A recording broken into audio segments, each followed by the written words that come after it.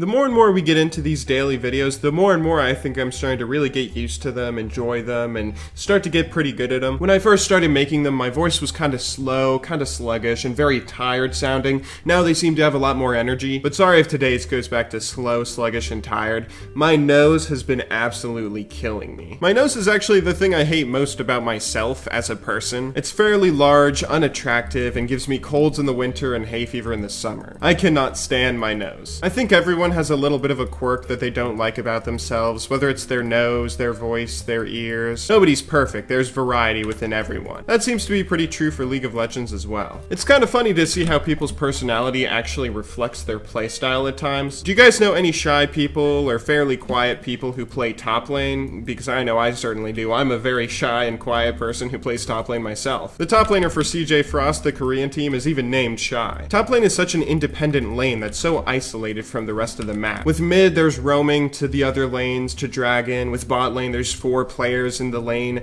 at any one time. With jungler, you interact with everyone. But with top lane, you're just sort of isolated from the rest of the game, which is perfect for a shy person. I don't know if this is true for every lane, but it's certainly something a lot of people have noticed about top lane. Getting back on topic though, I think the same way that everyone has flaws with their character in real life, everyone has flaws in their playstyle and how they play League of Legends. I'm a very aggressive player, for instance, who's always overextending, looking for kills, getting himself killed. I often end up with a decent amount of deaths because of it. I mean, I fed really hard in yesterday's video, and here I'm about to feed again. Some people have to focus on CSing better, some have to focus on microing their champion better, but everyone has a flaw that they should work on a little bit to improve their playstyle. Similarly though to how we have to accept who we are in real life, I think we should probably focus on accepting who we are in game with our playstyle and not focus too much on changing it. When people try to conform to some sort of theoretical perfect playstyle, they often end up losing their identity and what makes them unique as a League of Legends player, and often end up getting bored and quitting the game because of it. I've worked on not overextending a little bit, but to be honest, I think we should focus a little bit more on what makes us unique as individuals in League of Legends, and just focus on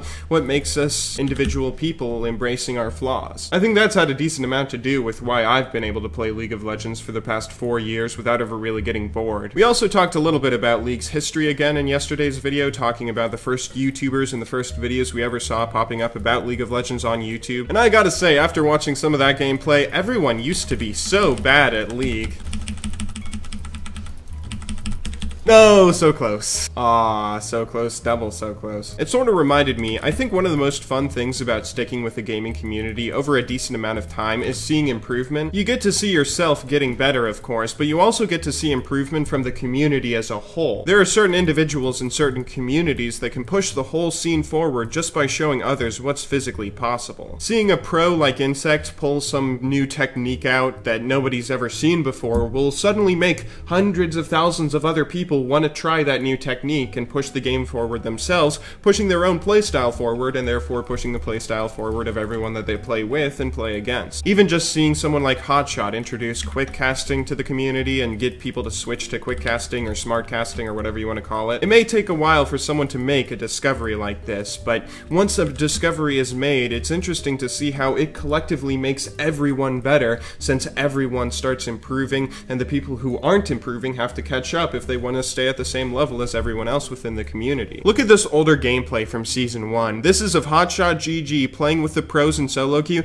These are some of the top players in the world at the time. Not only has the meta evolved to something much more efficient than Garen and Pantheon bottom lane, but just look at the players, the movement, everything is a lot slower and a lot worse compared to today's standards. Champions who are about to die run away later, movement is sloppy, not as many inputs, everything is just slower. If you ever have the time, go back and take a look at some of the older matches. Like an old, a perfect example is like going and seeing the IPLs, seeing the finals for those games, and even comparing them to like today's solo queue standards. You can physically see the difference, how much better we've gotten as a community at this game. It's a cool thing to think about how we collectively make each other better, everything from just movement and CSing, how many inputs we give in our movement and moving across the map, all the way to the complex stuff like controlling minion waves and all that fun stuff. Anyway though, I hope you all enjoyed today's video. I hope you're looking forward to tomorrow's, but until then, thank you all very much for watching. Good luck in solo queue and have a wonderful day.